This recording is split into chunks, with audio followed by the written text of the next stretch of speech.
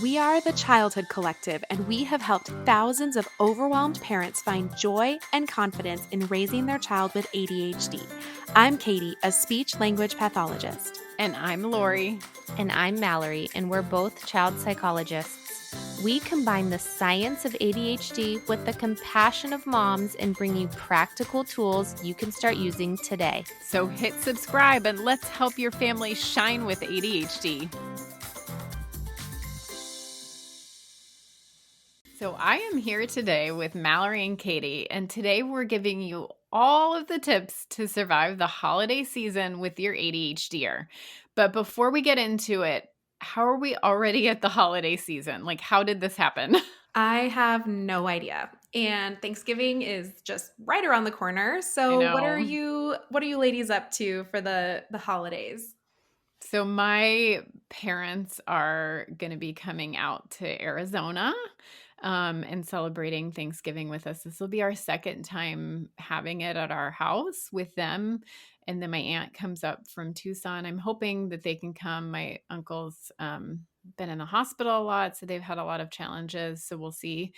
But I do not cook. So hosting Thanksgiving is a struggle for me, but we do Whole Foods.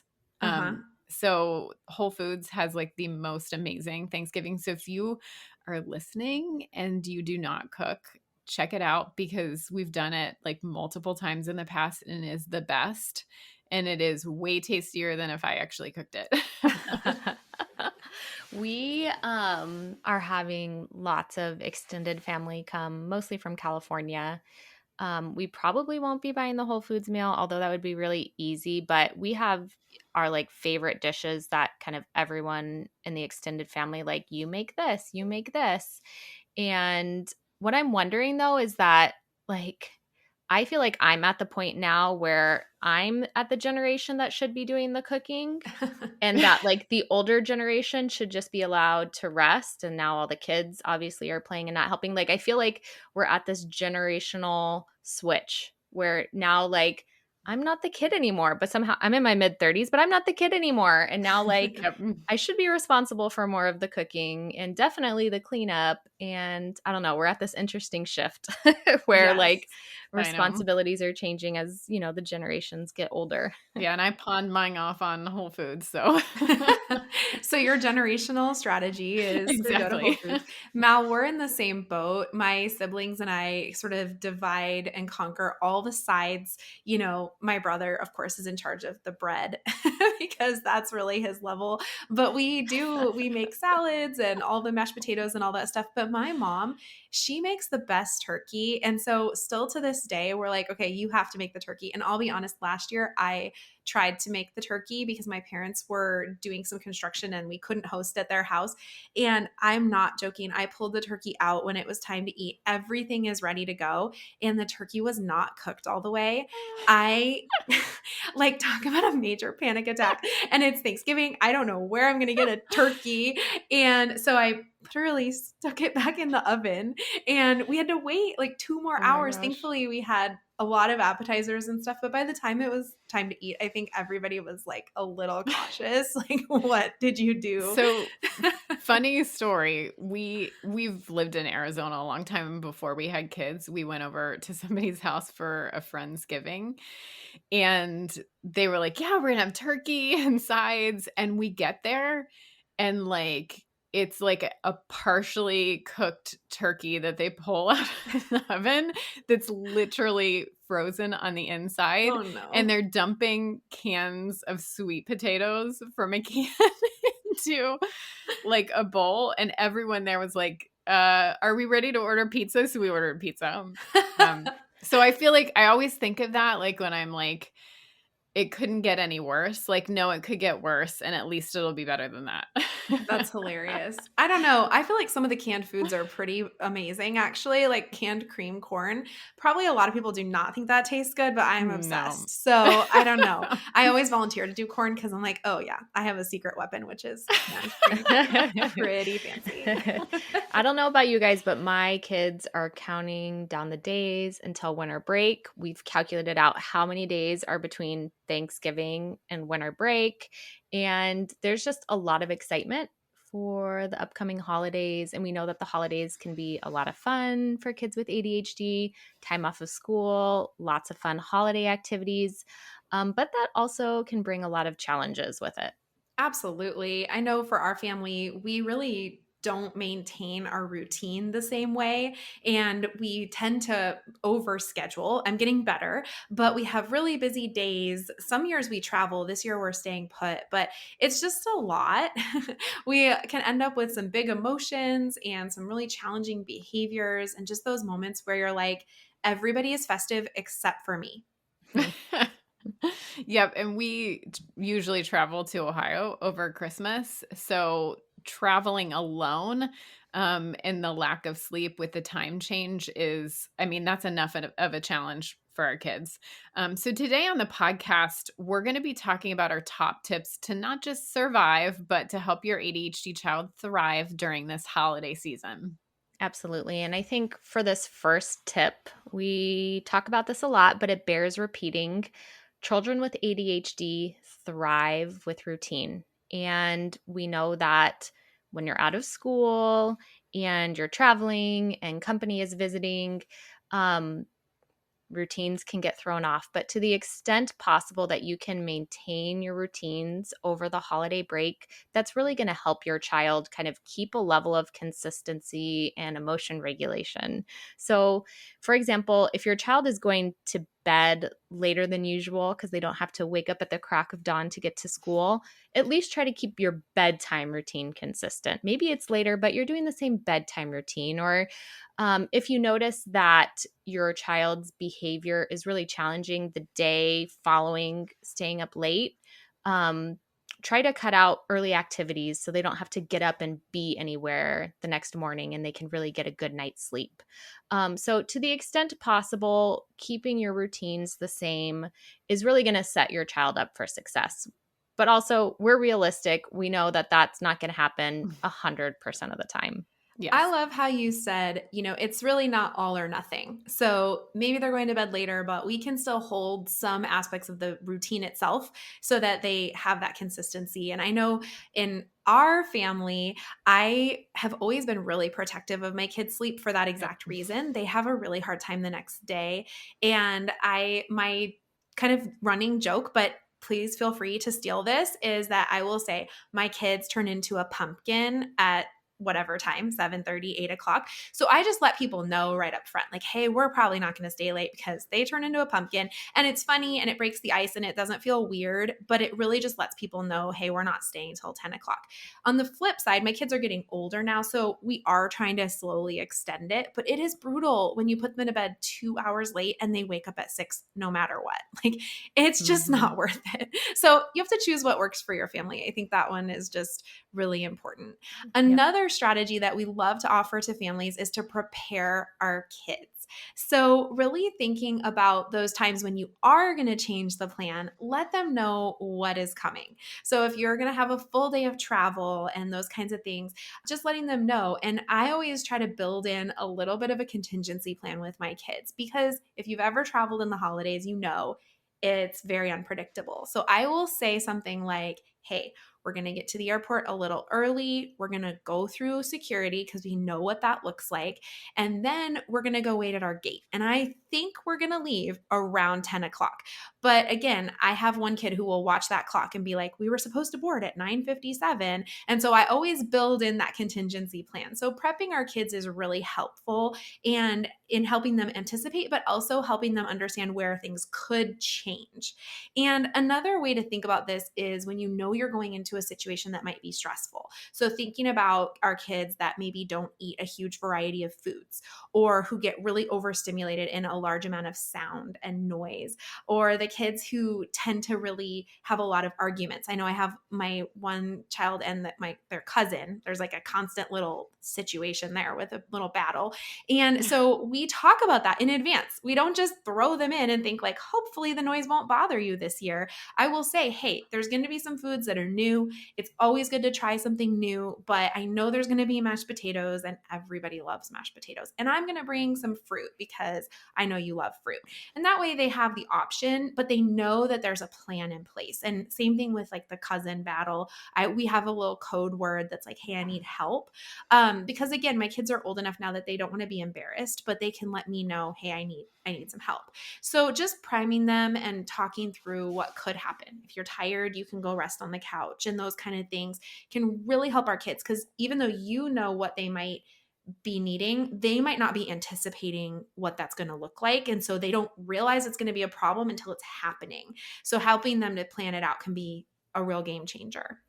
Absolutely. So it sounds like one way that you can prepare them is kind of what's about to happen. What does this look like? Like, we're traveling, we're taking the airplane, it's supposed to take off around 10. But another way you can prepare them kind of is with what your expectations are for these different situations. And again, we don't want to like overload them with expectations of all these things they need to remember while they're at this holiday party, but maybe one thing to focus on, and then a reminder of, if you're feeling really overwhelmed or you need my help, this is the secret code, or this is what you do. So prepare them for the changes in routine, but then also prepare them with expectations for these situations that are a little outside of the norm. Over the past year, my oldest has really struggled with anxiety, especially at night. As soon as it was time for sleep, she'd be crying for me to stay and worrying about all the things. I was talking to another therapist about our bedtime battles, and she said the Zenimal, a screen-free meditation device, had been a game changer for her daughter with ADHD and anxiety. I immediately purchased the Zenimal and can confidently say it was the best tool to help my daughter get better sleep. She was able to fall asleep an hour earlier using it. Yes, it's actually really helped my kids to be able to calm their busy bodies at night. What we love about the Zenimal is that it combines two of our favorite bedtime recommendations, using a relaxation strategy and removing screens from the bedroom. The Zenimal is an adorable screen-free turtle with 9 guided meditations your kids can choose from.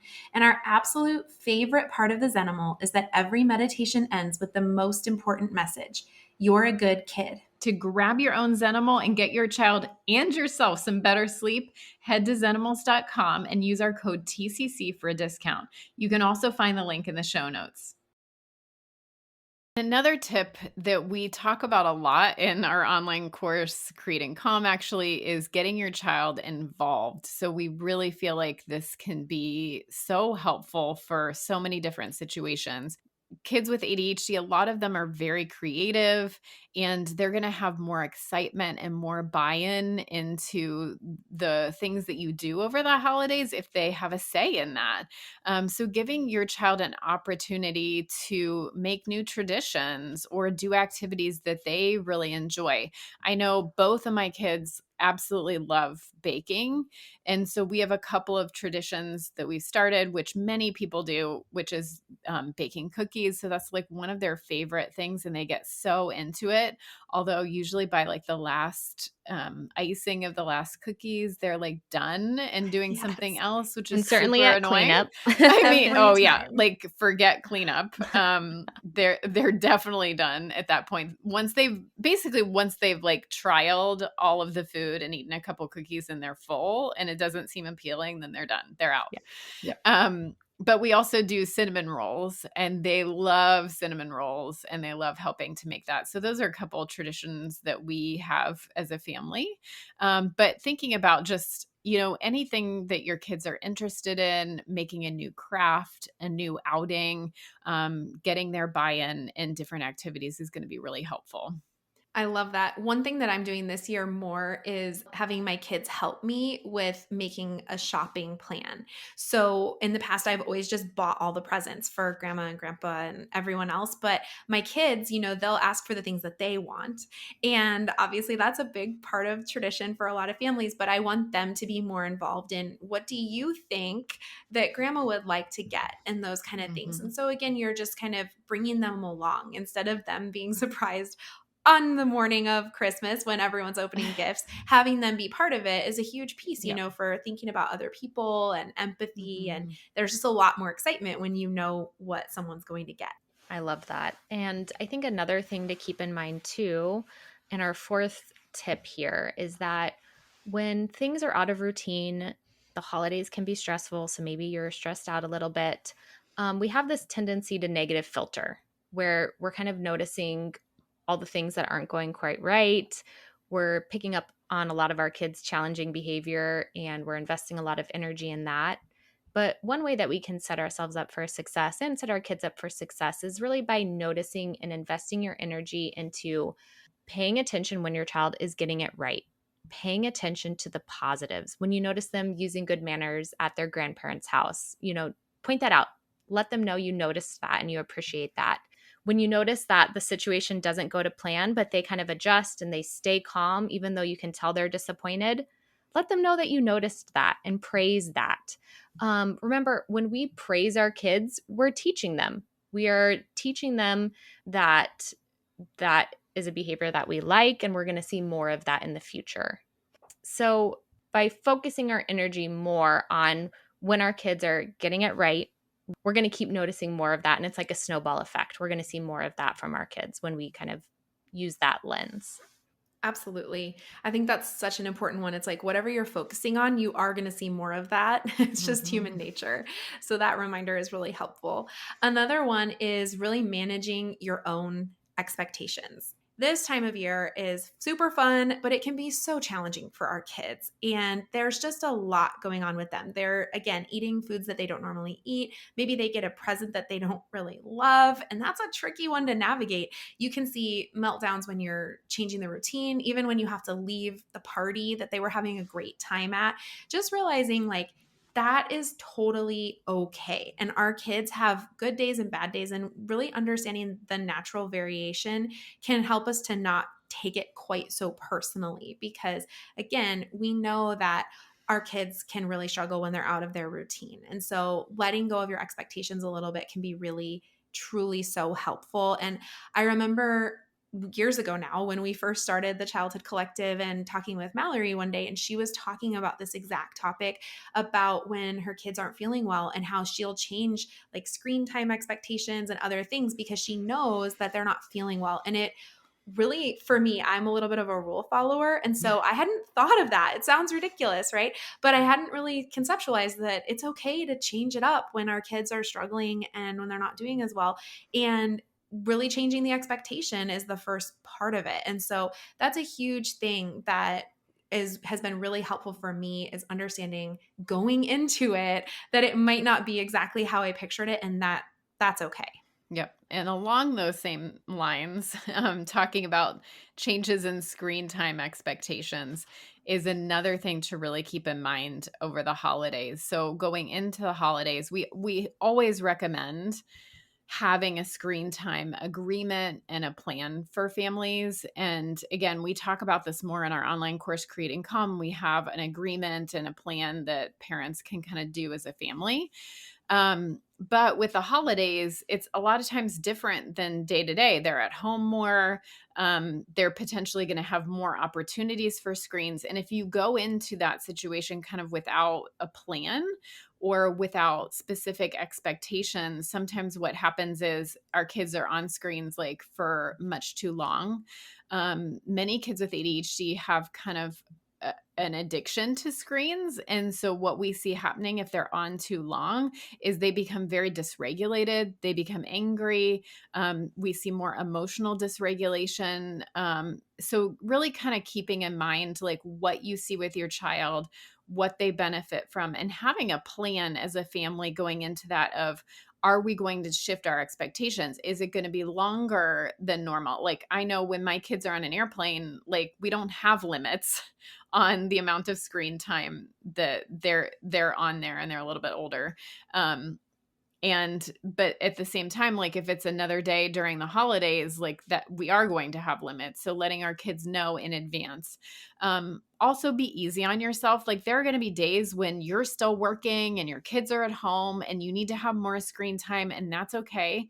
that happens, like you're going to have days like that, right? It's good to maybe have a plan in advance that you can stick to for the majority of the time. And again, basing that on your kids' developmental level and what their needs are, but also remembering that sometimes we have more behaviors when our kids are on screens for extended periods of time. So limiting that to a really reasonable amount of time is a lot of times going to be easier on everyone. If you've put those limits in place and you're getting, I'm bored, can't I have a screen? And you have that, again, complaints, like sometimes posting lists of different activities or pictures of activities that you can just point to and be like, okay, here's a list of things that you can choose from. But again, kids are going to get bored and that's okay. Yep. Board isn't bad, but having those options available to them is a great idea. And kind of along these lines, thinking that there's a chance our kids are going to be using more screens. In the winter, we tend to live a little bit more of a sedentary lifestyle because for some people, unless you live in Arizona, the weather outside is a little frightful. But thinking and being strategic about how your child is still going to get enough movement throughout their day, and how can they spend some time outdoors, because we know that kids with ADHD really need the opportunity to move their body, kind of do these gross motor movements. It really helps with the emotion regulation. It can help them if they're transitioning away from screens. So finding opportunities for them to still move their bodies and be active, especially if you can't be outside because the weather isn't allowing that. But we love games like Twister. Our kids love Cosmic Kids on YouTube. It's like a yoga channel for kids, and they have different themes for each episode. So like an Elsa yoga and things like that. My boys love it. So just being mindful about still keeping your children moving their body, getting them that movement that they need, getting outdoors as much as possible is just going to help make the rest of the day go a little bit smoother. It's so true. And I know we're so spoiled in Phoenix because we do have beautiful weather, in the fall and winter. But when we travel back to the Midwest, to Iowa, it's a really big challenge because to get kids to go outside in the snow, it's a project, right? It's like all the executive functioning for the parents to get hats and gloves and boots. And then they're out there for like 8 seconds. And then somebody has to go to the bathroom. And it's just a whole thing. So it is challenging. And we want to offer you a lot of compassion on that. We do it in the summer here. It's so hot, but it can be really tricky, but I know it really makes such a difference in our family for my kids and myself when we all get enough movement. It just really helps a lot. So our key takeaway for today is to make sure that you are giving yourself and your kids some grace at this time of the year. As we're increasing family time, exposure to all the different foods, maybe the family budget feels a little bit stretched, all these different things, it can be really, really stressful. And so definitely offering your child and yourself some compassion, ask for help if that's an option for you, and just know that we are here to support you in this holiday season. Thanks for listening to Shining with ADHD by your hosts, Lori, Katie, and Mallory of the Childhood Collective. If you enjoyed this episode, please like this video and hit subscribe so you can be the first to know when a new episode airs. If you are looking for links and resources mentioned in this episode, you can always find those in the show notes. See you next time.